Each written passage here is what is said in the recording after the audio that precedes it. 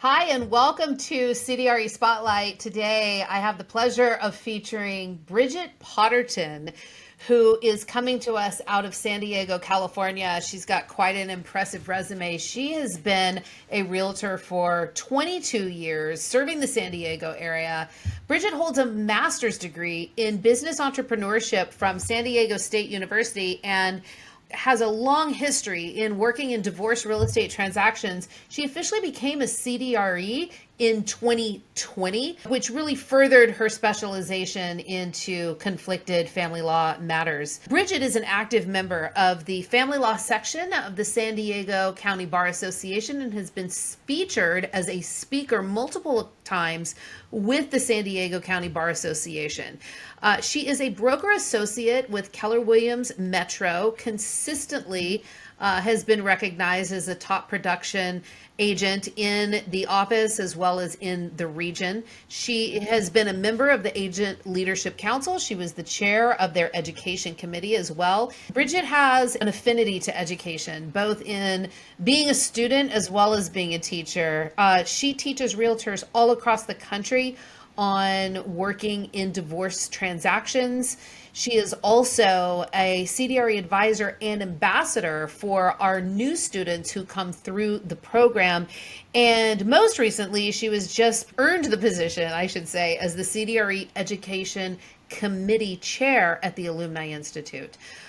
Bridget was named RealTrends Top 1,000 Agents in the United States, and she is the recipient of Keller Williams Awards, including the Platinum Production and Cultural Icon, which is a very honorable distinction. So welcome, Bridget. Thank you for being here.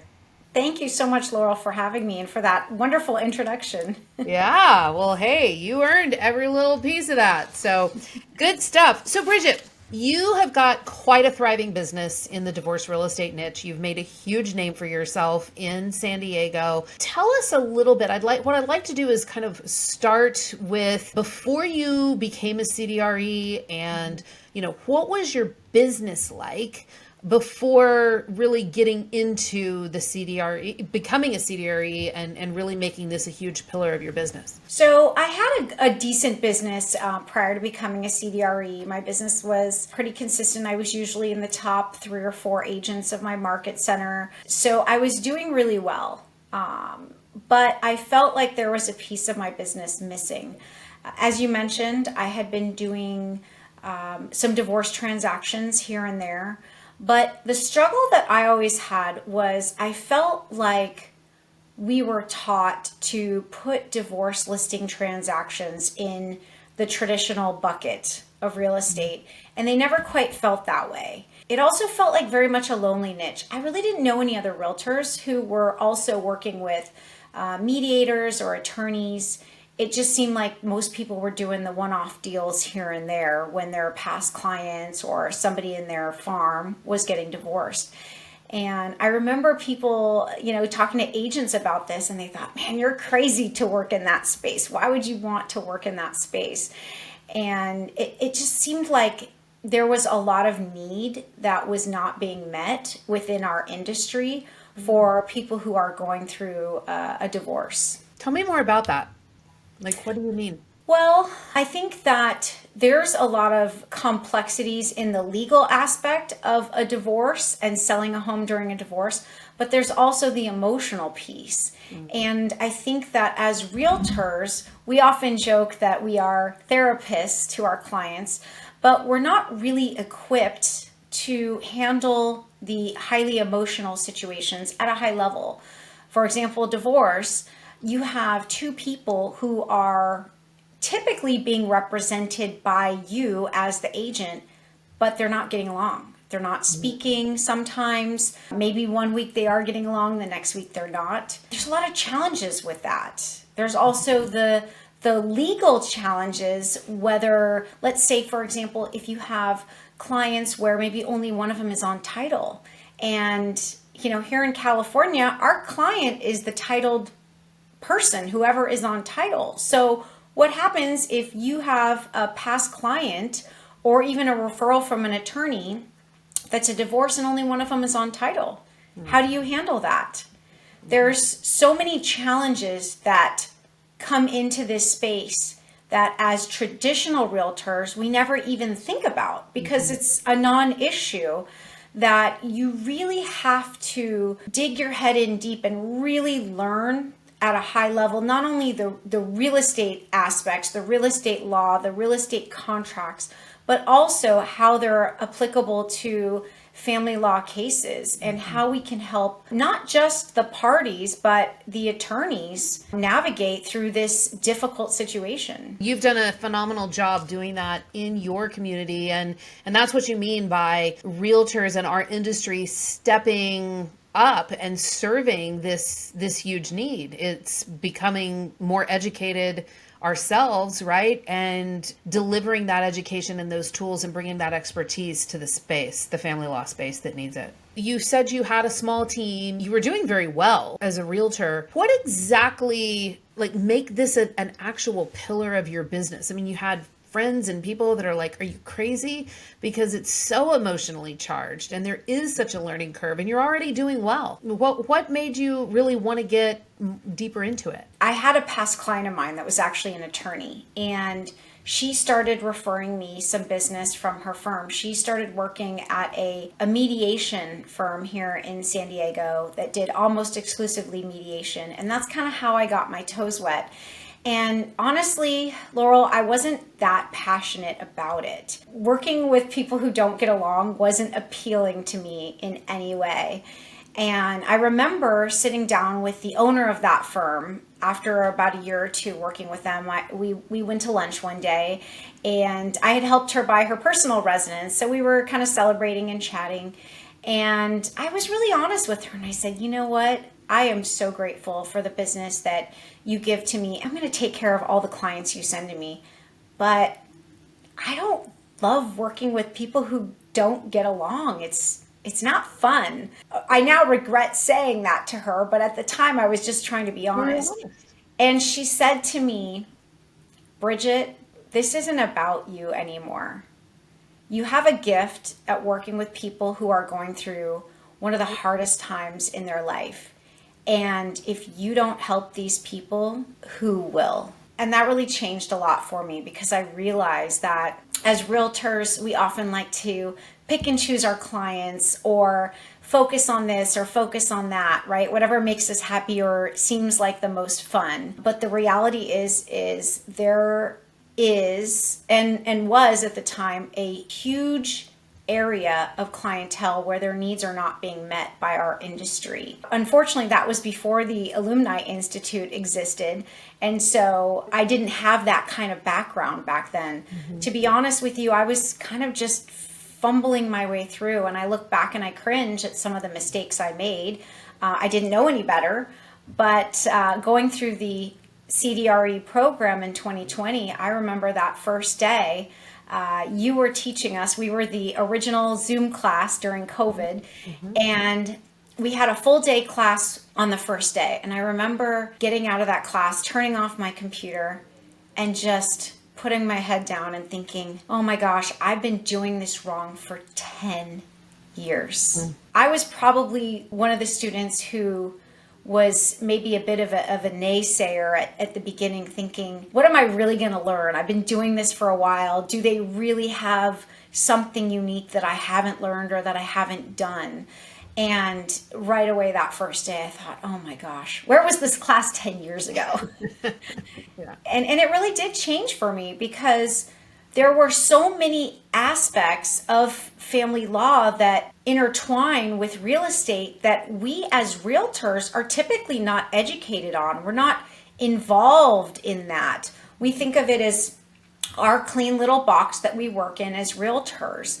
And if you decide that you are passionate about working with people who are going through a divorce, it's not a neat, clean box. It's messy, but these people need you to help them get out of their mess, and sometimes in spite of their own decisions. Wow. And what that mediator said, it gives me goosebumps. It's when she said, it's not about you anymore. It's about you helping people at their most vulnerable time. And that, talk about a paradigm shift. Back then, I thought that she was speaking to me, But looking back now, years later after that conversation, I realize that wasn't just an attorney speaking to a realtor.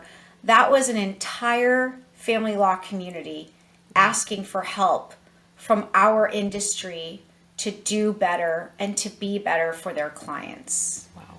That is powerful. Now that you have been in this for 5+ years as a CDRE, it's been a lot longer than 5 years that you've been in the business. But as a CDRE, how has your business changed? What has it done to your business and what does it look like now?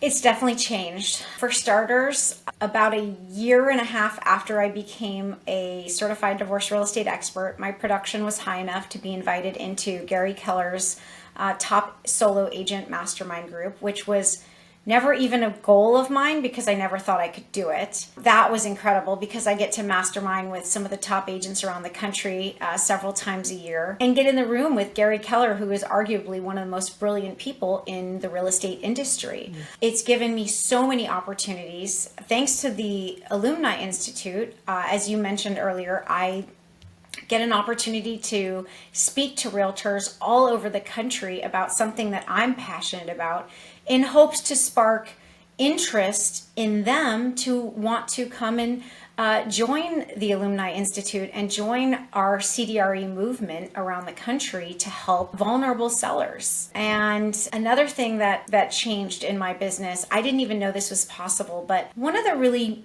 cool things about working in this space is my relationship building is with primarily family law attorneys and mediators. What I've been able to do is shift my business where I quit working most weekends. That's been a game changer because I have a 6-year-old and she was, I think, 1.5 when I went through the CDRE program. Just to be able to, go to the SeaWorld or the zoo on the weekends and not feel like I'm working constantly. It's not only changed my business, but it's changed my life.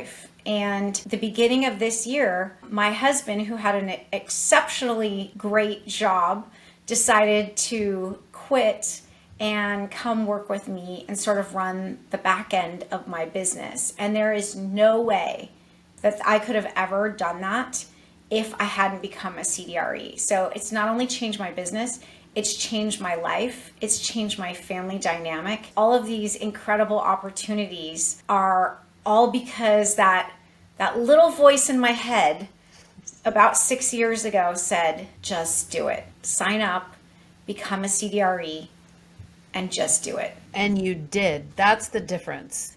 That is the difference. When opportunity presents itself, there are some that go for it and some that pull back. And when you go for it, you never know what's on the other side of that door. And in your case, there was more and more greatness. So that's amazing. What advice would you give, Bridget, to someone who is thinking about getting into the divorce niche? We've got agents all over the country. Great question. If you're a newer agent, I would recommend partnering up with a seasoned agent or maybe a certified divorce real estate expert if there's one in your area, if you do find yourself in a divorce listing transaction. Just because there are a lot of nuances, it can be a difficult transaction to do early on. I remember my very first divorce transaction I did about 17 years ago was so awful it made me nearly want to quit. And so having a mentor or somebody like a certified divorce real estate expert to partner with would be my first recommendation. If you are a seasoned agent, regardless of maybe you've taken some divorce listings in the past or maybe you haven't, what I would recommend is, I hear from agents all over the country, oh, I don't want to do them because they're too difficult. The clients are difficult. And I get that. I had that same attitude. I mean, honestly, some days I still do. But the reality is that you have to remember that you are being hired to do a very specific task, and that is to sell the home in a divorce. It's not really about you as a realtor. It's about helping somebody through this difficult chapter in their life. And so if something like that sounds appealing to you, or even if you've done divorce listing transactions before, but you feel like you just don't really have a good system for that, I would definitely encourage you to look into becoming a certified divorce real estate expert. Because if you're going to be taking those types of transactions, Your clients deserve somebody who truly knows the ins and outs and what they're doing, because these are some of the most complex transactions out there. That is really, really, really good advice. I want to shift gears to talking about what divorcing homeowners need to know. So you've been clearly doing this long enough. Every case comes with its own set of circumstances.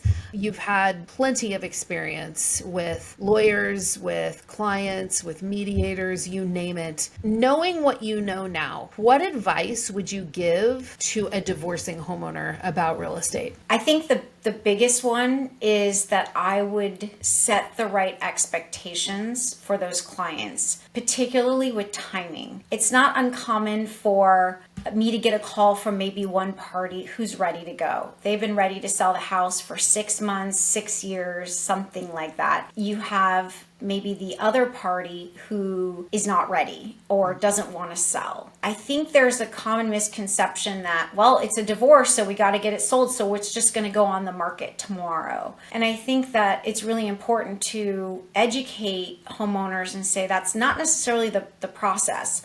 Unless you're both on board with getting it on the market, there may be delays. There may be reasons why the home's not going to go on the market this month. There may be certain circumstances that need to be addressed. There's also a lot of different scenarios depending on whether they both have attorneys or neither one has attorneys, or maybe one does and the other one doesn't. There's so many moving parts in these transactions that the biggest thing is that they're going to have patience. And that's really hard to do when you're going through a divorce because you just want to be done.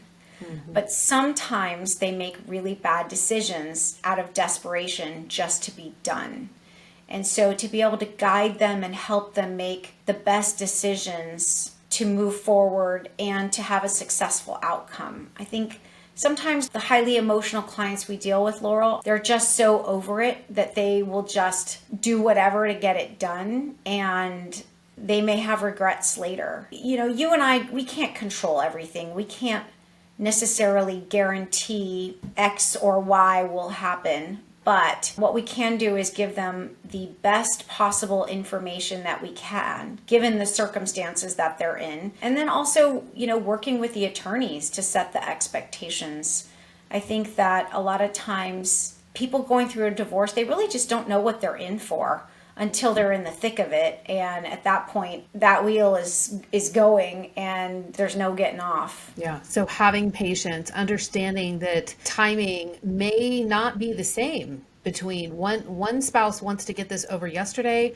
Another one is just now coming to terms with the fact that their life's completely changing.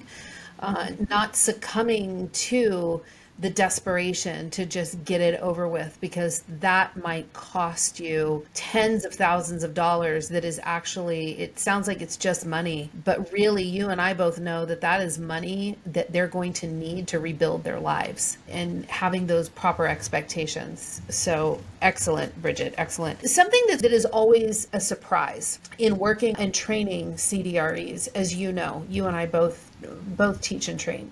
One of the biggest things that's a surprise is that attorneys don't know everything about real estate. We have this sort of assumption that they know at least as much as we do, if not more than we do. And what we've come to learn is that's not always the case, right? And yet also attorneys are on the front lines of having to answer a lot of questions from their clients about dealing with the house. They're also the ones that are on the front lines having to architect an agreement or an order to address the issue of the house and how to divide it and that kind of thing. You've seen a lot of orders. You've gotten a lot of phone calls. Now that you know what you know, what advice would you give to family law attorneys about addressing the real estate issue in their cases? That's a great question.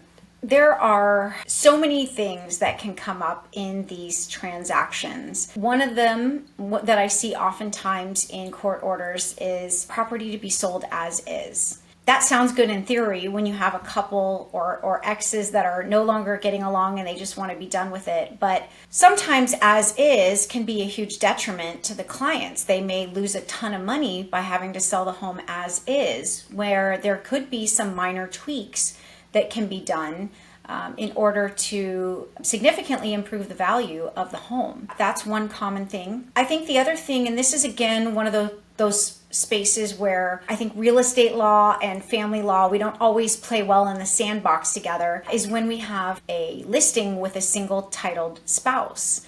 So you've got one party on title for whatever reason, the other one is not on title, and the attorneys may come to me and get me on the case, assuming that I'm going to be a third party neutral. That's oftentimes why they bring in a trained CDRE, because of our extensive neutrality training we've had, among many other things. But what happens when only one of them is on title?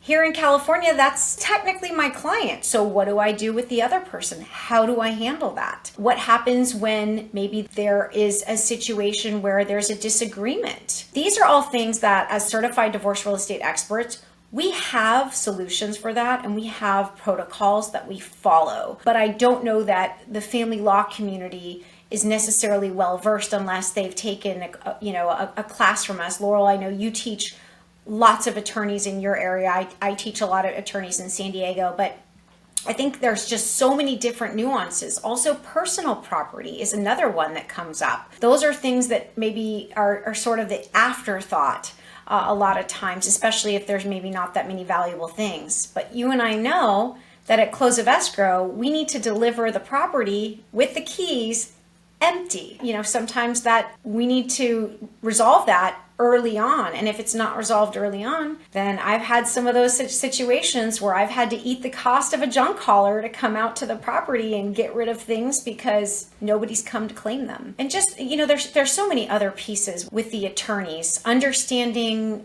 pricing, talking to them about the commission lawsuit, the Sitzer-Burnett case from last year. Some attorneys are still putting commissions in their orders, and you really can't do that anymore because here in California, we no longer have the commissions in our listing agreement. And so again, with the changes, our attorneys need to be made aware of what that means for their cases. And we as an industry, I think, just need to do a better job of working with them versus letting them just tell us what to do when it may not be kosher with our industry and how we handle listings. And to clarify, it's the buyer agent commissions that's not in the listing agreement. Thank you. Yes, the buyer's agent commission in the listing agreement is no longer there. So when you mentioned that as is that are in court orders and that sometimes there's, simple fixes that can bring a lot more, or there can be instances where things have to actually legally be required to pass title, or there's instances where things need to be lender compliant in order for a buyer to get a loan. Could you give just a couple of just a few examples of some things that the as is clause extends to that really could be problematic in the sale of a house? Absolutely. And I want to be clear with attorneys, oftentimes they don't go to their client's home. So they have no idea what the condition is of the property when these items are being discussed. But for example, let's say I go to a property and the heater doesn't work. In order to get a loan, you need to have working heat in a home. That is a requirement. That could be a $500 fix or a $1,500 fix. But if we don't have working heat and the appraiser calls it out and the buyer can't get the loan, then I have to move to cash buyers. And we all know that cash buyers typically won't pay top dollar. I had a property earlier this year where there was a bunch of mold on the walls. I don't think the attorneys knew that there was a bunch of mold on the walls when they were talking about selling the property as is. Some of those things can be done pretty inexpensively. So I think it's just working with the attorneys to say, look, I will handle the recommendations. Don't worry about that. But explaining to them, if we sell it as is, your client could lose $50,000, $20,000, $100,000. I had a particularly difficult case I worked on last year where the wife wanted to completely renovate the home to get it to sell, and the husband didn't want to do a darn thing and just wanted to sell it as is. That one also, I'm seeing a pattern here, had mold all over the walls. There was holes in the walls. Paint was horrendous. I mean, it just looked terrible. But I knew that the bones, I could tell the bones of the house were great. We spent about 2 months, including me having to have multiple conference calls with both attorneys on how to move forward with the condition of the property. And ultimately, I provided pictures of the condition to the attorneys, which then changed the attitude. And then they said, do whatever you got to do. So we spent about $8,000. And because of the $8,000 in prepping the home, they made approximately $150,000 more at the end. You know, they had 2 kids. And I thought, that's college fund money right there. I mean, $150,000 is a lot of money. And they may not be able to appreciate it at that point because it was such a highly volatile, emotional divorce. But I know that those kids are going to be better off because I fought for them when the parents weren't able to fight for themselves. They were in such a difficult spot that they just wanted to move on. And they couldn't agree on anything. And so luckily the attorneys allowed me to kind of take over, and at the end, everybody was happy and grateful that we had such a great outcome and were able to get so much more than they thought was going to be possible. That's a phenomenal story, and good for you. Kudos to you. Going back to what that mediator told you all those years ago, that just shows, you know, how it plays out in practice. So an as-is clause in a court order can almost be like a blank check that the attorneys are writing for their clients. You just don't know how far that can reach. Well, thank you, Bridget, very much for joining us for our CDRE Spotlight today. You've been a wealth of information and knowledge, and we appreciate you being a part of our community. So thank you. Thank you, Laurel.